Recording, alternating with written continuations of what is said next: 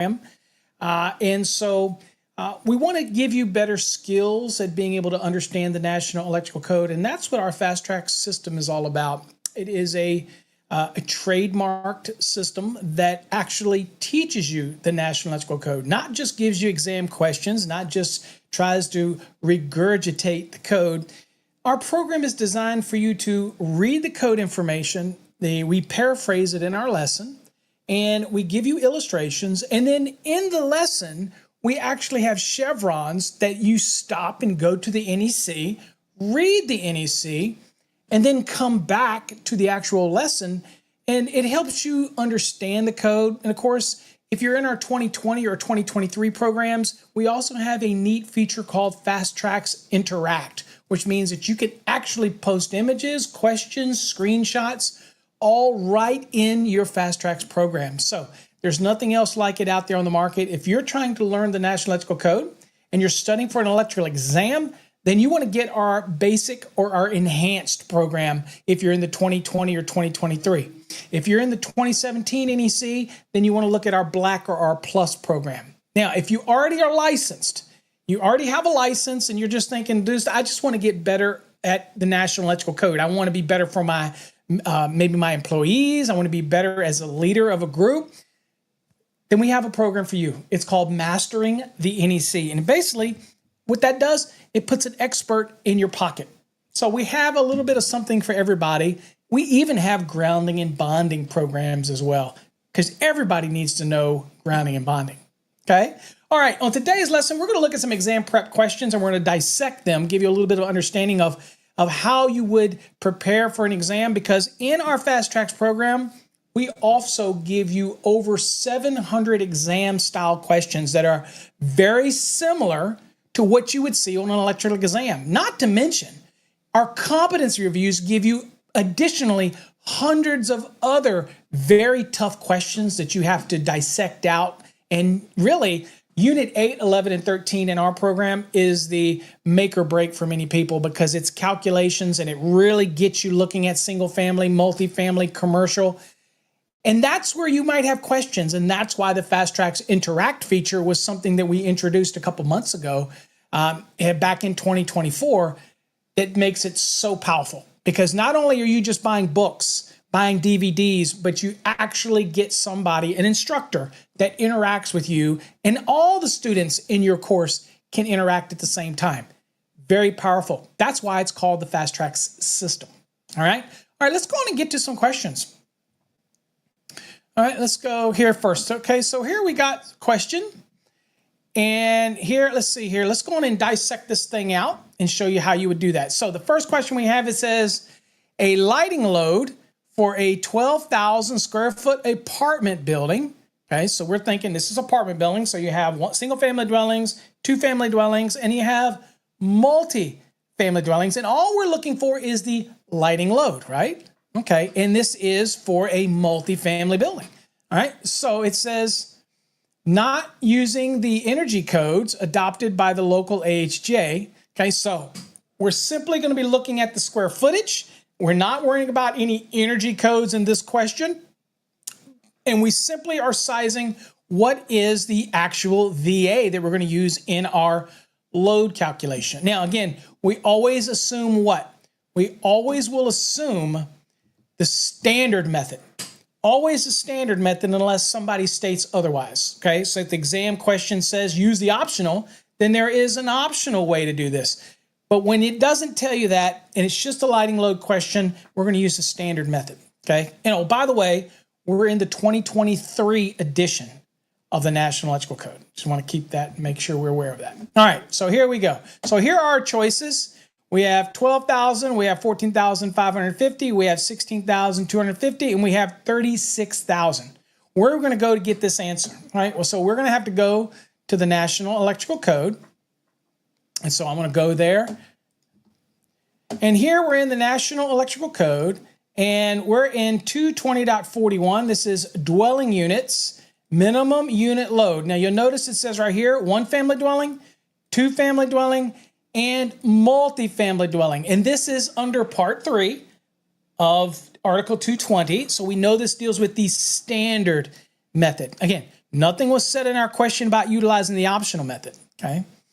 Now, we're in here and it says the minimum unit load shall be not less than 3 VA per square foot, okay? So that's typically what we use, 3 VA per square foot, okay? Now, it says the unit load includes what? The lighting and receptacle. This is the general use receptacle outlet application, but our question just wanted to know what was the general lighting, okay?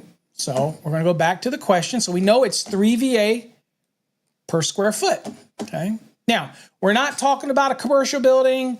In that scenario, we'd be looking and saying, well, aren't you talking about the lighting loads for non-dwellings? No, we're not going to be working in 220.42. That's for non-dwelling applications.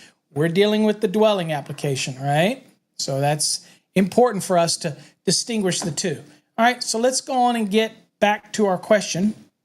And let's do a little math here. So we know it's 3 VA per square foot, right? So we're going to go, and it was 12,000. So we're going to go 12,000 times 3. That's 36,000. That is, again, it didn't ask us after adjustment and corrections. It didn't ask any of that stuff. It basically wanted to know what was the lighting load in VA. And we went and found that it was 3 VA per square foot. Okay, and that's only the question it's asking. It didn't ask you to go out and size the service. It didn't say go any further than that. Be careful.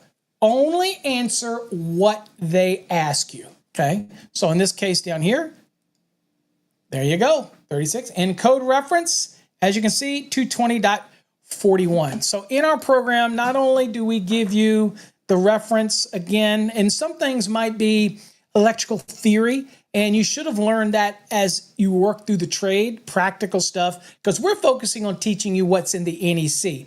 And theory is pretty much not an NEC thing. That's something you should learn in the field. Okay. All right, let's go to the next one. All right. So the next question that we have, it says, is a blank AWG conductor is the minimum size conductor permitted in a cable bus. Okay, so again, on the exam, you should be using your index. Your index, you go look and see if there's anything in the index for cable bus, okay? Or you know that's a type of wiring method. You could go to the beginning of the NEC and look at the table of contents and find out, okay, what article is dealing with that, okay? And you might see that there is a specific article that deals with cable bus. And I can tell you, one of the things that you need to get used to is the fact that when you can identify that an article is fairly small, it's easier to use a technique that we call bold scanning. And that is where once I've done your study, you're in a structured program like ours, and you realize that the article's not very big, then you want to go to that article and start bold scanning. And in this case, we're looking for minimum size conductors because that's what the question asks. And it also gives us some sizes in the actual question, right? So it's telling us a 1 gauge, it's telling us a 1/0, a 2, a 2/0. So we've got some sizes here that it is giving us. Okay, so we can use all of this together when we bold scan, right? So we're gonna go to the NEC, and again, I will tell you, we do not have the index because a link, is what we're using, does not give us the index. So you could go to the index and look under for cable bus, things like that. But we're going to use the table of contents. And if you go to the table of contents, you go down and you into chapter 3, you'll notice that when you get down to 370, it says what? Cable bus. So you're going to click on that, and that's where you're going to go. Now we're going to bold scan it because I can tell you cable bus is not a big article. So what are we looking for is minimum conductor sizing, and we're using all of the sizes that we saw in the question. So we bold scan, and that's where you go and look and see that has nothing to do with it. That has nothing to do with the question. It has nothing to do with the conductor sizing, okay? But I see in here sizes in here. Okay, we see one right here. It says A2, and we see 1/0. Remember, we use the sizes, but that is sizes, okay? And we see B not smaller than, okay? No case B smaller than. All those are minimum rules, okay? And as you can see, I just want to show you that it's not a very big article. So we'll just kind of scroll down and boom. And then once you get to construction specifications, that's pretty much outside of what we're looking at. So as you can see, that's it. Maybe a page and a half in your code book. But as you're bold scanning or getting used to that bold scanning technique, I want you to get used to index searching, looking for target words or keywords in the question that tells you kind of where to go. And it's not going to always be so easy, right? Not as easy as, oh, cable bus. I'm just going to go to the index and look for cable bus. It may be more difficult than that. That's why we do structured training, because we're going to teach you these things. You're going to move in and out of the code book. And some things you're just going to look at it and go, dude, that's Article 370. Article 370 is very small. I'm going to go there rather than try to hunt through the index, that type of thing. Now, if you aren't practicing your different articles and getting used to the articles so you can rattle them off, 230 for services, 225 for outdoor branch and feeders, 215 for feeders, 210 for branch circuits, 240 for overcurrent protected device. If you're not doing 430 for motors, things like that, 550 mobile homes, manufactured homes, if you're not looking for things like that, you need to get familiar with the articles. And so that in an exam, but also out in the field, when you do need to go to your code book, it all comes to you. So again, in our program, also what you get is you will also get flashcards built into the extra bundle. It's in the very last module of our program. We do give you flashcards and things like that. So don't worry. We give you all the tools to be successful. But look, that should not stop you from creating your own flashcards. Go out to the dollar store, Dollar Tree, whatever, and buy you some index cards. Take your index cards and write on one side the article, on the other side what the article is. Practice them over and over again. Flashcards, have your wife do it, your kids test you, that type of thing. It just makes you better, not just for an exam, but better and more proficient in the code. Look, guys and gals, we're code professionals. We're electrical professionals. This is our profession.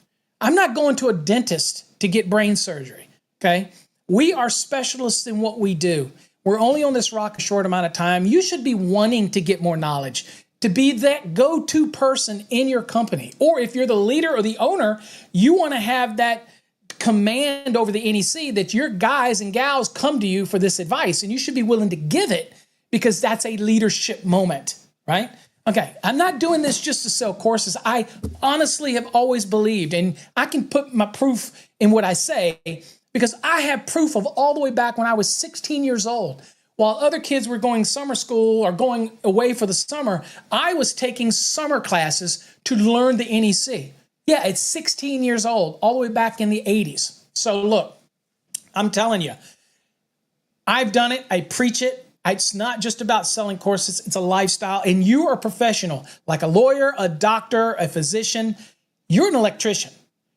You shouldn't just go do work and just assume you're doing it right. You need to know that you're doing it right. Everything you do is based on the National Electrical Code. Everything you do is based on a minimum safety standard, okay? Okay, enough of the preaching. I'll get you back to the lesson, okay? So when we go back to the NEC here, all right, and we're at the buses, and again, as you can see, we bold scan it down, and of course, you see conductor size, and then you see that it is 1 gauge down here is the 1 aught, excuse me, is the minimum size. All right, so let's get back to the question. And in the question, we're going to answer it 1 aught. And there you go. And there's your code reference right there. And that is 370.20A2. And that's where we were at. Okay, makes sense? All right, let's go do another one. Okay. The maximum size overcurrent protected device. I love that, folks, when they say maximum size overcurrent protected device. Think about this, because for this question, there's going to be a minimum and a maximum. This is going to be a great one for you. All right, it says the maximum size overcurrent protected device used to protect a water heater that is 240 volts and is rated 4,500 watts. Now, I know what you folks are thinking. You're thinking, not enough information here. Well, it didn't say anything about the gallons. So it didn't say it's 120 gallons or less. Didn't say anything about that. So we have minimum rules that we follow in 422.13, right? We have some minimum rules. But there are maximum rules as well, okay? And so let's see here. Let's move my screen, make sure my screen, yeah, it's working. Okay, so we have maximum rules we have to follow. So this is so important because I have people that'll look at that question and go, Paul, that question is not answerable. Of course it's answerable. It wants to know the maximum size over current protection. It doesn't want to know the minimum size. It want to know the maximum size, right? So let's go to the code book, right? So first things first, you know that a water heater is an appliance. 422 is the article that governs appliances, right? Now, you could go to the index and look under water heater, things like that, overcurrent protection. Those are all trigger words that you need to be doing as you're studying, going to the index, looking and see if any of these words in here help you find the answer or get you where you need to be, okay? And go back and forth into the index, okay? But as you start to learn in a structured program, you're going to learn, and we teach this lesson in our program, that this is obviously an appliance. And this is a maximum question, not a minimum question. Let me show you the difference, okay? All right, so let's go to the NEC. All right, so here's the NEC, and we're going to go back. So the first thing we'll go to is appliances. Okay, and we'll go here to, oops, sorry, brain fart. Yes, I said that on camera. So we'll go to appliances. So we're at 422 appliances. And more specifically, we're going to go down to the one we talked about earlier, which is storage type. Okay. Now, we did not say a word about storage type. We didn't say it was 120 gallons or not. But I do want you to know that this is a minimum rule, right? It says the branch circuit overcurrent protection and the conductors for fixed storage type water heaters that have a capacity of 120 gallons or less shall have an ampacity not less than 125%. That's the conductors and the overcurrent device. That's not less than. That's a minimum rule. Not less than. Could be more, but not less than. Okay? If you want to oversize it, go for it. You want to make it bigger conductors? Go for it. But it can't be less than. All right? What do we want to look at? Well, we want to look at 422.11. Again, specifically to overcurrent protection for appliances. We know the water heater is an appliance. So what we're going to do is we're going to come down here and we're looking at E. E is for a single non-motor operated appliance. That's a water heater. Okay, so this is a maximum rule versus what we just saw was the minimum rule. Plus, we have nothing in the question about 120 gallons. So again, all these things to try to lead you away from what the answer should be. All right, so first thing is, it says if the branch circuit supplies a single non-motor operated appliance, it does, the rating of the overcurrent protection shall comply with the following. So the question was about overcurrent protection. Okay, it says number one, not exceed the overcurrent protection rating marked on the appliance.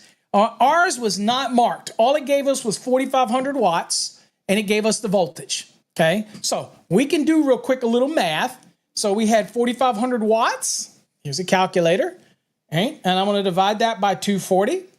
And that was 18.75. Okay, so that's our amps for that 4,500. Now, we're not doing the application for the 120 gallon or less where you do it 125%. That's not part of this question. So stay with me. Not part of the question. Focus. All right, so it's not marked on there. We're given the values in voltage and we're given the values in wattage. So obviously the amps, the rating is not marked on it. Number two, not exceeding 20 amperes if the overcurrent protection rating is not marked, okay? And the appliance is rated 13.3 amps or less, okay? So it can't, the overcurrent can exceed 20 amperes if the overcurrent protection rating is not marked and the appliance does not exceed 13.3 amps. Well, guess what? We already know ours was what? 18.75.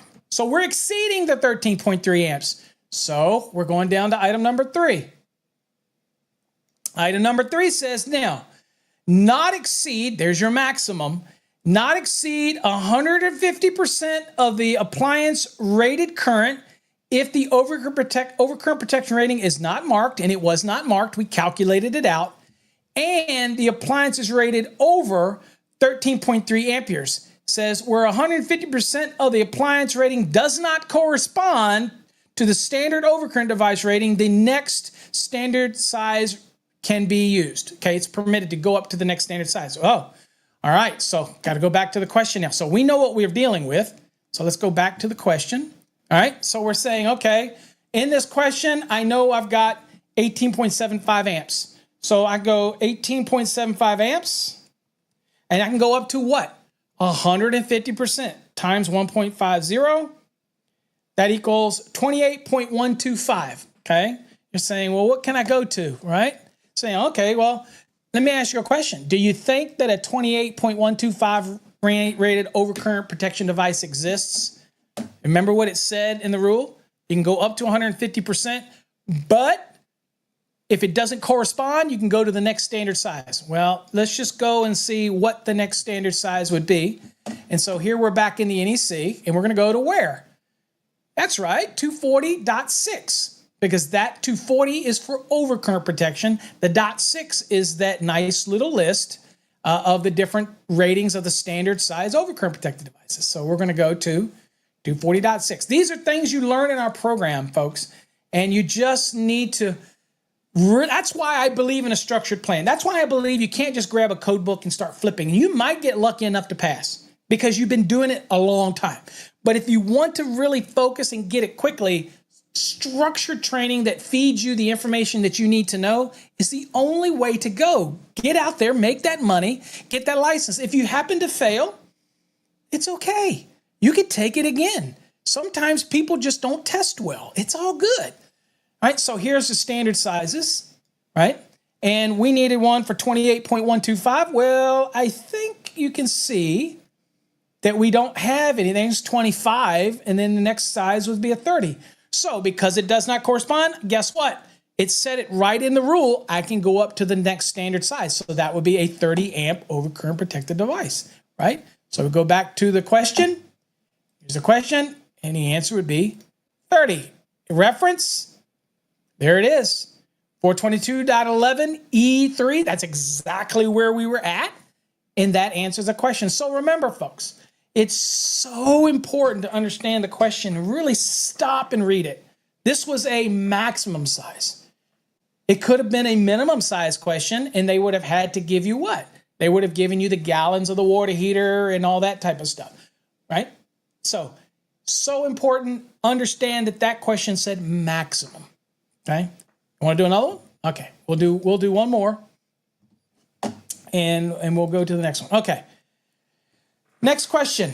Each device on a strap or yoke, so if you have a receptacle or a switch, you have the metal strap that mounts it to the box, and you have, whether it's a duplex receptacle, simplex receptacle, switch, they're all mounted on a yoke or a strap, okay?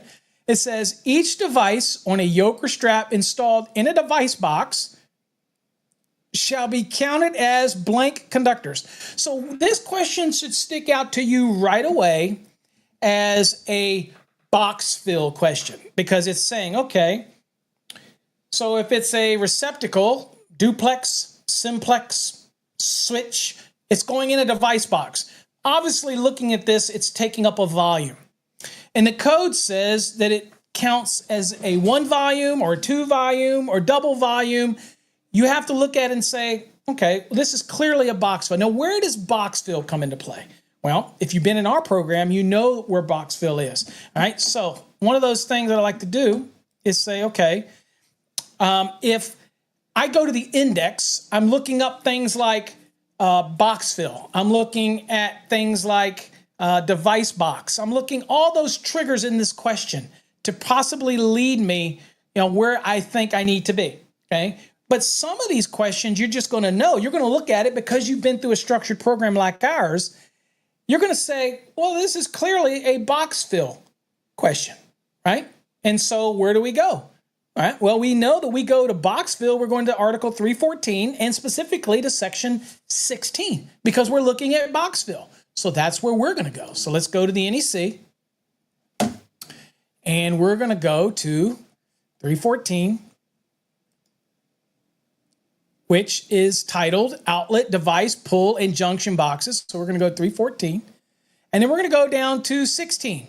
And 16 is titled number of conductors in outlet, device, and junction boxes. So outlet boxes, device boxes, and junction boxes, and of course conduit bodies that are marked as such with their actual cubic inch. All right, so what we want to go to is we're going to go down and we're going to be scrolling down, and we got box fill calculations. That's what we're doing. And we're talking about a device, okay? And so we're going to scroll down in here. See what it says? Device or equipment, okay? I don't know why that's popping up. All right, so it says each yoke or strap containing one or more devices. So a simplex on a strap, that's fine. A duplex, it's still on a strap, it's fine.